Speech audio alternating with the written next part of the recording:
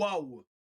Quel match, les amis! Quel match! Quelle prestation des éléphants de la Côte d'Ivoire qui peut avoir d'énormes regrets. Vraiment, il y avait la place pour aller battre l'Allemagne et très largement, sans trembler, malheureusement, le résultat, eh bien, c'est celui-ci. Puisque l'Allemagne, on le sait, c'est les grands méchants, comme toujours. Et là, tels des antagonistes de votre animé préféré, les Allemands sont venus, les Allemands ont mis le genou à terre. L'Allemagne a tremblé. L'Allemagne n'était pas très bonne dans ce match. On va y revenir plus en détail. Mais l'Allemagne est revenue grâce au changement. Et finalement, c'est une remontada qui fait très très mal à la Côte d'Ivoire. Et c'est un score, j'ai envie de dire, sans parti pris, pas mérité, selon moi. Bienvenue à toutes et à tous dans cette petite vidéo pour le débrief Allemagne-Côte d'Ivoire en cette Coupe du Monde 2026. Ici Daimao, si vous ne me connaissez pas, n'hésitez pas à vous abonner si ce n'est pas encore fait. On va essayer de faire de plus en plus de contenu foot sur la chaîne. Voilà, donc j'ai mis un petit peu ici le décor en place. On va parler de ce match Allemagne-Côte d'Ivoire. Tout d'abord, en commentaire, dites-moi ce que vous avez pensé du match et dites-moi pour vous qui est homme du match. On va faire ça à chaque débrief. Je veux dans les commentaires, selon vous, qui est l'homme du match. Comme ça, on va un petit peu débattre ensemble de tout ça. Mais là, revenons sur ce match qui était quand même assez incroyable. J'ai vu une Côte d'Ivoire avec une rigueur tactique très solide. Quelques petites approximations techniques par moment, mais dans l'ensemble, c'était très costaud, aussi bien ici, comme je dis, costaud au sens large football qu'au sens physique, puisque ça a donné énormément de mal à l'Allemagne qui n'a pas pu montrer grand-chose. Ici, c'était pas Curaçao. Les éléphants sont venus ici la tête haute pour montrer qui étaient les patrons. Et ils ont tenu vraiment leur rang. Ils auraient même dû gagner, selon moi. Mais regardons un petit peu en détail ici ce match rapidement, parce qu'il y a quand même, pour moi, trois moments clés. Mais vraiment, trois moments clés au retour de la mi-temps. Donc en début de deuxième mi-temps, pendant les 15 premières minutes, la Côte d'Ivoire aurait dû, devait tuer ce match. Elle devait mettre KO cette Allemagne qui n'est pas une Allemagne brillante. Et attention, je ne dis pas ça pour minimiser la performance de la Côte d'Ivoire. Non, pas du tout. Cette Côte d'Ivoire est très solide. C'est une très belle équipe.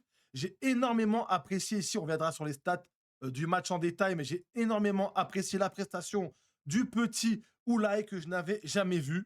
On a beaucoup parlé de Boadi dans cette Coupe du Monde, à juste titre, pour son premier match notamment. Hier, il était plus discret, je trouve, contre l'Écosse. Mais Oulay, il n'a que 20 ans. C'est sa première Coupe du Monde.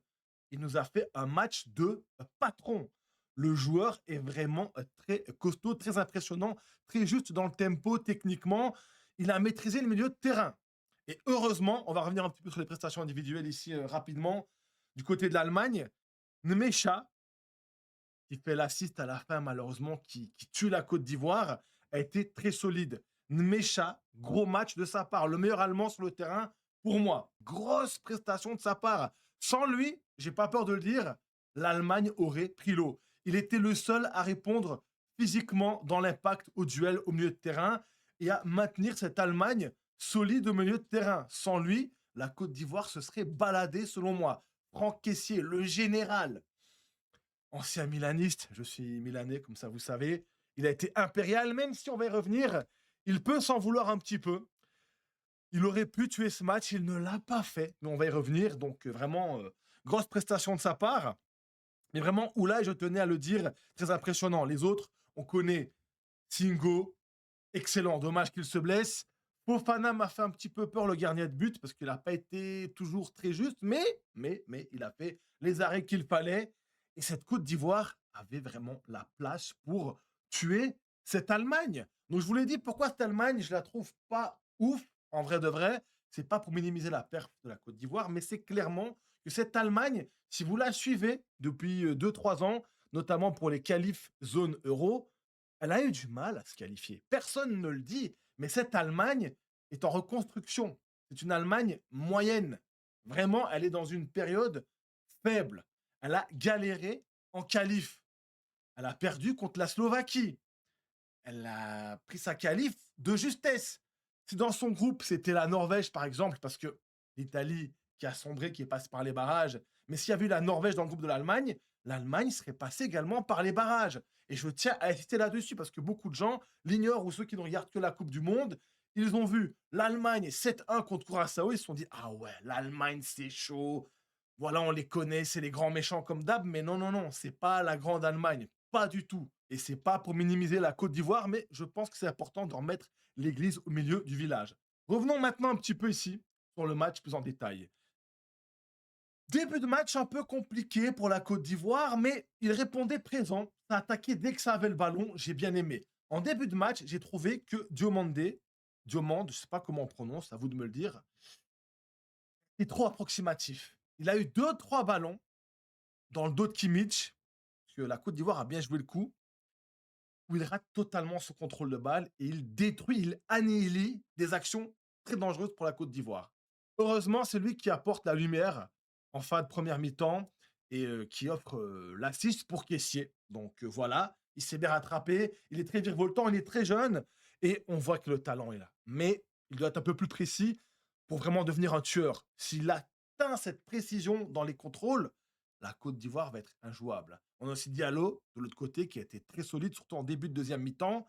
Mais voilà, l'Allemagne a été inoffensive. La Côte d'Ivoire a neutralisé cette Allemagne. Vraiment, littéralement. C'est les changements de Nagelsmann qui ont fait la différence. C'est arrivé à la fin. On a vu manque de concentration sur la fin de la Côte d'Ivoire. Fraîcheur physique plus au top. Les changements aussi pas prévus, comme la sortie de Singo, ça a fait mal. Et boum, ben voilà, c'est l'Allemagne, même si c'est pas une grande Allemagne. L'expérience est là, c'est dans l'ADN de l'équipe, surtout en Coupe du Monde. Ils ont fait la différence sur le peu d'occasions qu'il y avait. Et maintenant, je vais insister sur un fait super important, même trois faits de match super importants. Début de deuxième mi-temps, boum, première action ici. Franck Kessier sur un ballon, il doit au moins cadrer la frappe. Pour moi, ça doit même faire but. Bon, à la limite, là, c'est un peu plus compliqué parce que soit il doit tirer direct en un temps, il contrôle et puis voilà, il tire dans les joueurs, il n'a pas le temps. Je peux comprendre, c'est pas un neuf, il n'a pas la stat du buteur, mais je pense qu'il a le talent pour tirer en un temps. Et je vais vous dire un petit truc de vous à moi. Imaginez s'il y avait encore Yaya Touré dans cette équipe. Oh là là là là. Dans cette position, c'est but, hein, direct, les gars. Il y a pas de. Il n'y a pas besoin de réfléchir, c'est but directement. Autre occasion, toujours en deuxième mi-temps. Là, c'est encore. Non, c'est pas caissier cette fois, mais là, il y a la frappe, mais c'est au-dessus. Ça doit être cadré, ça doit faire but. Là, il pouvait tuer l'Allemagne, tuer les Allemands, littéralement. Boum. Encore Franck Kessié, qui contrôle et qui tarde à tirer, il se fait reprendre. Je crois que c'est Mecha qui revient encore, hein, qui court ici, regardez derrière lui. Ouais, je pense que c'est lui. Il a fait un match incroyable, Mecha. Sans lui, l'Allemagne prenait l'eau, j'insiste, hein. Ça doit faire but. Tu es là, regardez, regardez. Tu tires direct, tu cadres, c'est une chance sur deux que c'est but. Neuer ou pas Neuer, Neuer, il est terminé, hein, d'ailleurs. Donc voilà, c'est vraiment triste pour la Côte d'Ivoire, je trouve, de ne pas avoir tué le match. Ça aurait pu être vraiment une victoire de prestige et une victoire qui donne énormément de confiance pour la suite de la compétition. Là, ils vont se qualifier sans problème, je pense, hein. Le niveau est là, ils peuvent faire un beau parcours, mais cette victoire, il fallait la prendre pour moi. C'est dommage. Pour moi, quand je dis c'est dommage, encore une fois, je critique pas, hein. C'est vraiment dommage parce que moi, je croyais en eux, je crois en eux, et il y avait la place pour la victoire. Clairement. C'est vraiment, pour moi, la Côte d'Ivoire peut s'en vouloir. C'est pas en mode le match nul ou une petite défaite, c'est un bon résultat parce que c'est l'Allemagne. Non, ils devaient gagner. Ils avaient les armes pour gagner. Et c'est vraiment très, très dommage de ne pas avoir tué le match. Vraiment, c'est dommage. Et regardez aussi, bon là, c'est déjà un 1. Nicolas Pepe a fait une belle entrée. Il déborde. Il remet ici un caviar. Bon, c'est pas un attaquant forcément. Contrôle de balle, mauvaise décision. Il rentre dans le jeu. Il n'y a même pas de frappe. Ça doit faire but ou au moins une frappe cadrée. Ils ne l'ont pas fait. Donc pour moi, ils doivent vraiment s'en vouloir. Voilà. Mais sinon, très belle prestation de la Côte d'Ivoire. Une Allemagne pas sereine aussi, hein, pour parler un peu d'Allemagne. Ils peuvent venir merci à Nmecha, qui fait un gros match. Kimmich a été en difficulté au début, en première mi-temps. Bon, après, en back droit, c'est pas son meilleur poste pour moi, mais voilà. La Côte d'Ivoire a bien préparé le match, a bien joué avec les ballons dans son dos. Et ça a fait mouche. Et sinon, revenons sur le but quand même à la fin. C'est vraiment dommage. C'est Conan, je pense, ici, n'est pas concentré, ça c'est une erreur d'inattention. Regardez la ligne défensive. Il n'est pas sur la ligne. S'il était aligné avec les autres, il y a hors-jeu tous les jours.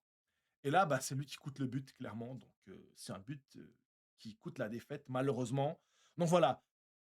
Je terminerai en disant beaucoup de regrets pour la Côte d'Ivoire, mais il ne faut surtout pas baisser les bras parce que ça reste une très belle prestation face à un cador, même si j'ai dit pour moi l'Allemagne n'est pas favorite, pas du tout. Dans cette Coupe du Monde, c'est un outsider, pas plus. Encore une fois, c'est pas pour minimiser, c'est déjà un très beau statut. Mais là, la Côte d'Ivoire a montré qu'elle avait également les armes d'être un outsider très sérieux pour faire un super parcours et pourquoi pas, sur un malentendu, aller très très loin. Quand je dis sur un malentendu, c'est parce que ben, on sait bien qu'il y a quelques équipes là qui semblent injouables en ce début de compétition, mais là, si elle arrive avec la même rigueur, la même envie, la même fraîcheur physique qu'en ce début de match, la Côte d'Ivoire est un gros prétendant pour faire un super parcours en Coupe du Monde. C'est une équipe à prendre très au sérieux. Voilà. J'espère que vous avez apprécié le débrief. Dites-moi ce que vous avez pensé du match en commentaire. Et on se dit à très bientôt. Peace!